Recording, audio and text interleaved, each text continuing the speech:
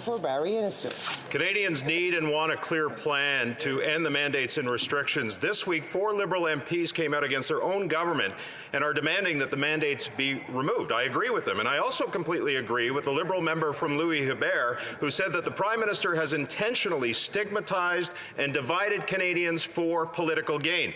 The Prime Minister has stopped basing his decisions on science. He's now basing them on political science, doing whatever it takes to save his own political skin. When will Canadians have a clear plan to end the mandates? The Honourable Parliamentary Secretary. Thank you, Madam Speaker. And ever since the beginning of this pandemic, Canadians have all wanted to know when this will be over and when we can go back to the way that things were before. I count myself among them.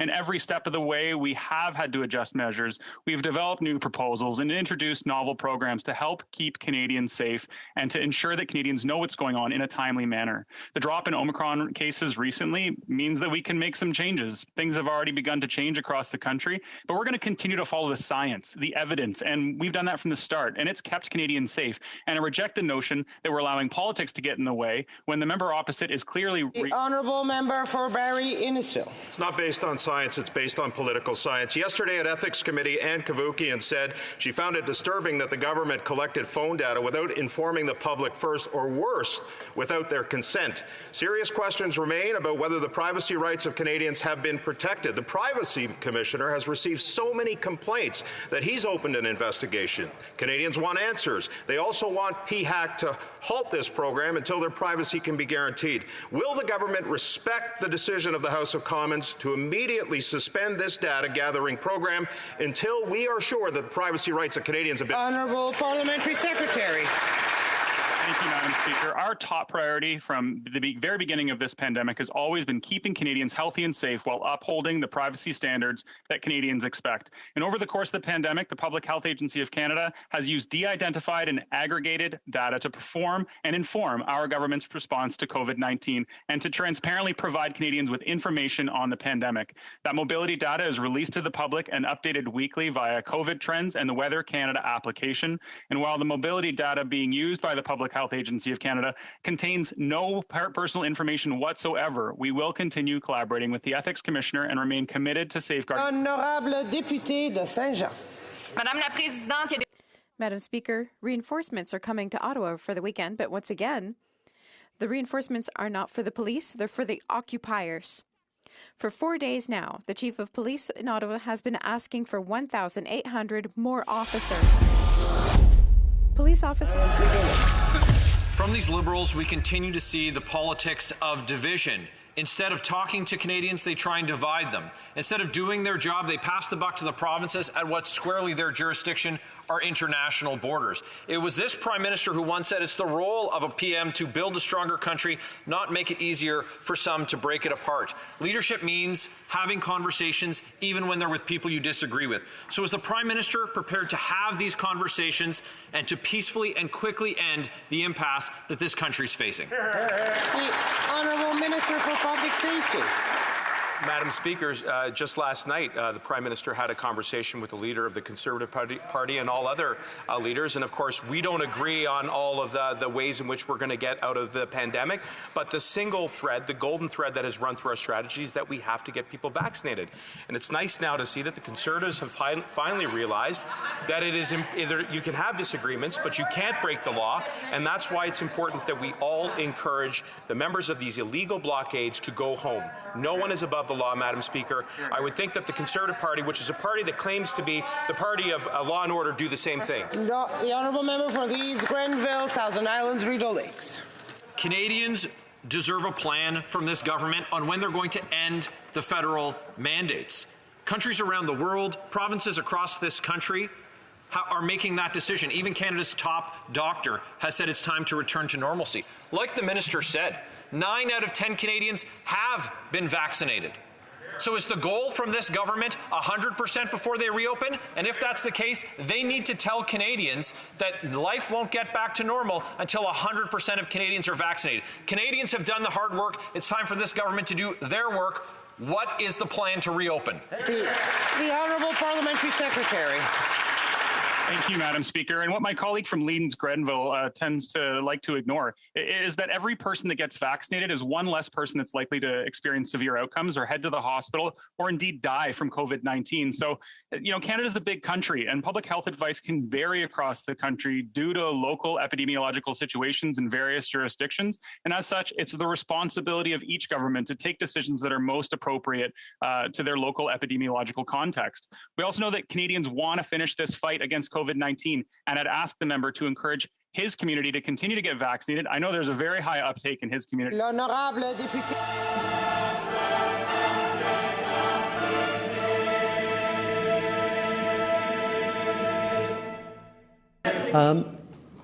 It's been very clear that concerns around arbitrary detention are real and are shared by many dozens of countries around the world, which is why we saw such tremendous participation and sign on to our declaration against arbitrary detention. We will continue to stand very, very clearly as a world against the use of coercive diplomacy and tools like arbitrary detention. At the same time, we will be there, absolutely, as countries, as a country, but as a world as well, to support all the athletes gathering in Beijing over this coming winter. We know that our athletes need to have one thing in mind, that is representing their countries to the best of their ability and winning that gold medal for Canada. They will be focused on that. We will do everything necessary to ensure their safety and ensure that they are able to focus single-mindedly Protests on bringing financed home the and gold. backed by wealthy far-right Americans forced thousands of Canadians out of work this week as border crossings are shut down and supply chains are completely blocked. Communities are asking for federal leadership, and the Prime Minister seems caught frozen in place like a deer in the headlights. Even our neighbors note the absence of leadership. The Washington Post reports this morning that the Biden administration wants the Prime Minister, quote, to use federal powers to resolve this situation. Why is this Prime Minister so incapable of managing this crisis? Why is he passing the buck to everyone else? The Honourable Minister of Public Safety. Mr. Speaker, Madam Speaker, I would like to thank my colleague for the question. And indeed, right from the beginning of this convoy, we have been showing strong leadership by providing law enforcement with all of the resources that they need in Ottawa, in Windsor, and as well in Coutts, Alberta. My colleague refers to seeing leadership at the federal level. Yesterday, Madam Speaker, I'm very pleased to have participated in a call between the Prime Minister and all opposition parties, and I think that was a very constructive dialogue.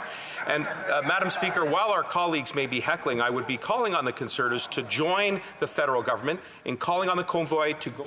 The Honourable Member for London Fanshawe. Madam Speaker, the Convoy is blocking Canadians from... Order. The Honourable Member for London Fanshawe. Thank you, Madam Speaker. The Convoy is blocking Canadians from going to work across the country. People in my region of southwestern Ontario are heavily impacted. All Canadians are missing much-needed national leadership during this crisis. They're tired of jurisdictional excuses, and they just want this to stop. The vast majority of Canadians have done their part. They're following public health measures, and we owe them to use every tool available to stop these occupations and to work on a plan. When will this government end this occupation that is harming Canadian workers and their families? The Honourable Minister for Public Safety. Madam Speaker, my colleague is absolutely correct in that 90% of Canadians have taken up their vaccinations, and it is a small, angry lot that continues to participate in these illegal blockades, which is why the government will provide law enforcement with all the tools and resources that they need. Our number one priority is very clear, Madam Speaker, and that is to end the illegal blockades, uphold the law, and make sure that we get trade and travel moving again. And that's why it is so imperative that every member in this chamber call on the Convoy to go home.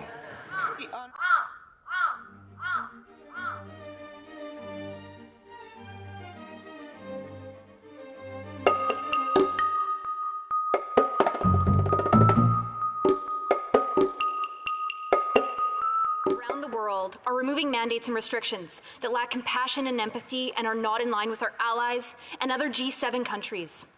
Is the Prime Minister waiting to once again be the last to act? For the last 2 years, Canadians have been continually let down by this Liberal government. It is time for Canada to have a clear path out of this pandemic. Canadians have sacrificed to keep our communities safe, but now they're being ignored and discredited. When will they stop dividing and end the mandates? The Honourable Parliamentary Secretary. Thank you, Madam Speaker, and I thank my honourable colleague for the question. And ever since the beginning of this pandemic, all Canadians have wanted to know when it will be over and when we can go back to the way that things were. And I count myself among them. I'm eager to get back to normal as well. The reality is we'll continue to do what's right for Canadians and keep people safe throughout this pandemic. Different jurisdictions have handled things differently, and we've seen that every step of the way. This includes some jurisdictions across this country, which we've been there to support, and different countries who have had much worse outcomes in some cases, and even with more restrictions. I'm proud of the fact. Honourable member for Fort McMurray, Colthick. Thank you, Madam Speaker. Unfortunately, there are no gold medals for spin doctoring. This Prime Minister has stumbled from failure to failure on the COVID-19 response, and he seems to have forgotten the most pressing need for Canadian families: a foreseeable and successful return to normal public life. Yes. Instead of dismissing and stigmatizing Canadians who voice valid concerns, he needs to rise above politicizing this pandemic and provide answers. When will the Liberal government stop alienating those he disagrees with and find a way? Honourable Parliamentary Secretary. Thank you, Madam Speaker. And personal attacks aside, I'm proud of Team Canada, and I give them a quick little shout out over at the Winter Olympics. And I'm sure all of the members in this House are proud of our team. I don't know why you should want to take a personal dig at me for that. The reality is we want to continue to support Canadians. We want to keep them safe, healthy, and alive. We have to recognize this pandemic is not over, and we need to continue to trust science, encourage our neighbors to get vaccinated. I understand how frustrated Canadians are. I count myself among them, but we need to stay focused on keeping Canadians safe, and that includes some restrictions. But I will point out that most of those public health restrictions are provincial in nature. Thank you, Madam Speaker. The beginning of the Great Depression in 1929 brought not inflation, but deflation, which can be an even bigger problem. When inflation is serious, people tend to spend money as soon as they get it to avoid the even higher prices in the future. But in a deflationary environment, people tend to postpone purchases in order to take advantage of lower prices in the future, further depressing the economy. So that's a nice note, or negative. But this breathtaking increase in the money supply did not, at least immediately, set off inflation. For a while, inflation is a monetary phenomenon. It is also a psychological one. When the expectation of inflation becomes widespread, it becomes self-fulfilling prophecy. So, that prophecy was fulfilled in 2021, with the Biden administration continuing pandemic relief, which discouraged many from seeking work, and restricting oil and gas production. Inflation set in, supply chain disruption also contributed. By December 2021, consumer prices were up 7% on an annual basis, the highest in 40 years, while producers' prices were up 9.6%, the highest since the statistics has been compiled. And the expectation of further inflation is now deeply embedded in the economy. Regardless of this, the Biden administration is still pushing hard for its Build Back Better plan, which would add at least another $5 trillion to the national debt over the next decade. And President Biden has airily said that Milton Friedman is no longer in charge. But unfortunately for the Biden presidency and for the U.S. economy and the American people, Milton Friedman was right. Create too much money and you get inflation. We are witnessing the proof of that right now. So we recommend you look up Milton Friedman. We're going to have a little bit more on him. Also, Hillsdale College. Like, subscribe. Have a good day. And be aware, I am wearing pants.